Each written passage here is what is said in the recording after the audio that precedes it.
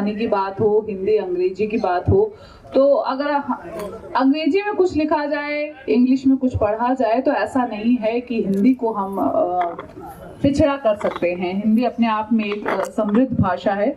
तो यहाँ हम बात करेंगे द अरावली प्रिंसेस की। आरती राय ने इंग्लिश में अपना नॉवेल लिखा है द अरावली प्रिंसेस की। हालांकि जो बात है वो इंग्लिश हिंदी दोनों में होगी।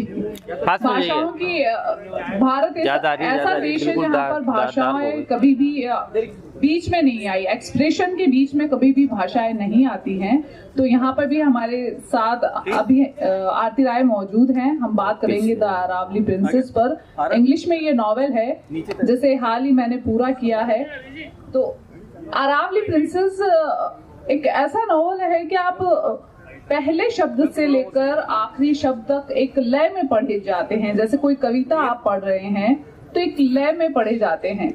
तो आरती राय के बारे में जितना जो जानकारी मुझे मिली, जो मैं जानती हूँ कि आरती जी पहले 2 कविता संग्रह लिख चुकी हैं। तो कविता और नॉवेल बिल्कुल 2 डिफरेंट चीजें हैं, 2 अलग विधाएं हैं। 2 अलग विधाएं हैं कि कविता जो है वो बिल्कुल अचानक से एक्सप्रेस की जाती है कि अभी माइंड में आई, अभी लिख दी।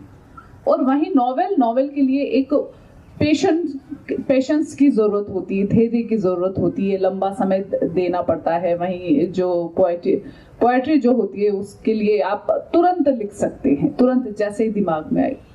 तो सबसे पहला मुझे खुद को ये पढ़ते हुए लगा कि आप कविता माइंडेड है, पोएट्रिक माइंडेड है, आपका हार्ट भी वैसा ही होगा पोएट्री। तो कविता से एक उपन्यास की तरफ स्विच करना, एक विधा से दूसरी विधा, क्योंकि ये लिटरेचर की अलग अलग विधाएं हैं, तो एक विधा से दूसरी विधा की तरफ स्विच करने का आपने कैसे सोचा? और जो जल्दबाजी कविता में जो बिल्कुल तुरंत हो जाता है, तो एक लंबा धैर्य उपन्यास के लिए आप कैसे संजोया आपने ये सब? सभी को नमस्कार। मैम ने बहुत अच्छा क्वेश्चन किया कि कविता से नॉवेल की तरफ मैं कैसे मुड़ी, और इसकी एक लंबी कहानी है। कविता से प्रेम तो मेरे को 8th क्लास में हो गया था। 8th क्लास में जब मेरे टीचर ने कहा कि तुम एक कविता लिखो पोएट्री राइटिंग के लिए, राइटिंग कंपटीशन था, और उन्होंने बोला कि सब ओरिजिनल पोएम लिख के आएंगे।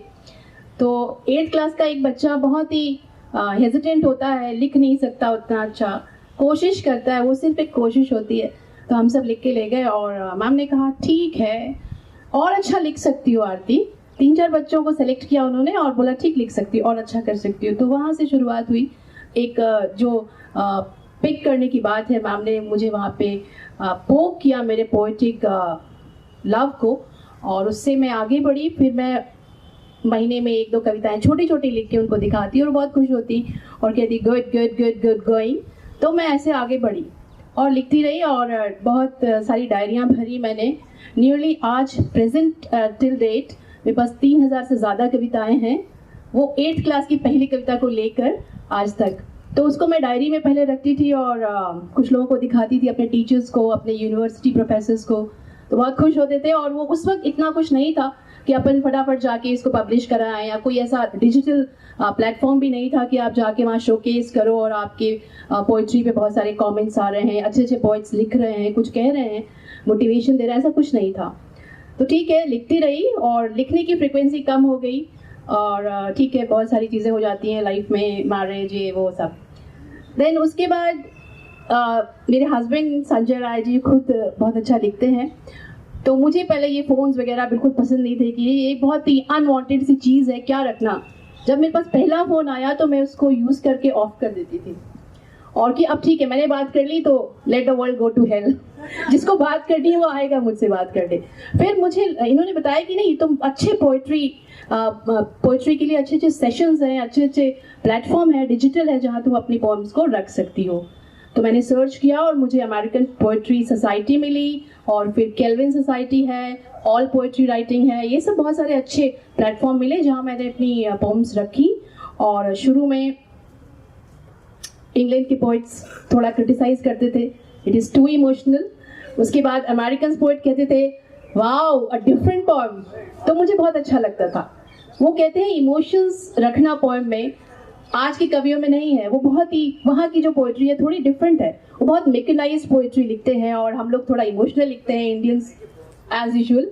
तो उनको बहुत डिफरेंट लगी मेरी पोएम्स और धीरे धीरे उन्होंने उसको अप्रिशिएट किया और मैं आगे बढ़ी इस जर्नी में और अच्छा कलेक्शन बना। फिर तो मैम ने पूछा कि आप प्रोज पे कैसे आई। इसकी बहुत ही इंटरेस्टिंग स्टोरी है। मैं बहुत सारे पोइट से जुड़ी तो उन्होंने इनकरेजमेंट तो किया ही, साथ में ये बोला बुक पब्लिश करो और भेजो, ये सब करो तो your poems will be surely accept होंगी और पब्लिश होंगी। वो मैंने किया और वो सब हुआ। तो यहाँ मैं लिटरेचर फेस्टिवल में हमेशा आती हूँ, हर साल आती हूँ और इंस्पायर होती हूँ यहाँ के राइटर्स से, जो भी बातें होती हैं यहाँ पे सेशंस में। तो ऐसे एक दिन 2016 में एक कंपटीशन था, 6 वर्ड स्टोरी अवार्ड कंपटीशन। मैंने कहा स्टोरी 6 वर्ड्स में, बहुत मुश्किल काम है, कैसे होगा ये? तो नहीं बहुत इजी है, एक कुछ ऐसा बनाओ जिसको एलाबोरेट करके आप एक लंबी स्टोरी बना सकते हो। 6 शब्द लिखने हैं। तो मेरा एक फ्रेंड है, वो वैसे बहुत मोटिवेट करता है, तो मुझे वो लिख रहा था। मैंने कहा क्या है, तुम इतना एक्सपर्ट कैसे हो स्टोरी लिखने में? कहते जैसे तुम पोइट्री लिखने में वैसे मैं प्रोज लिखने में हूँ। मैंने कहा ओके।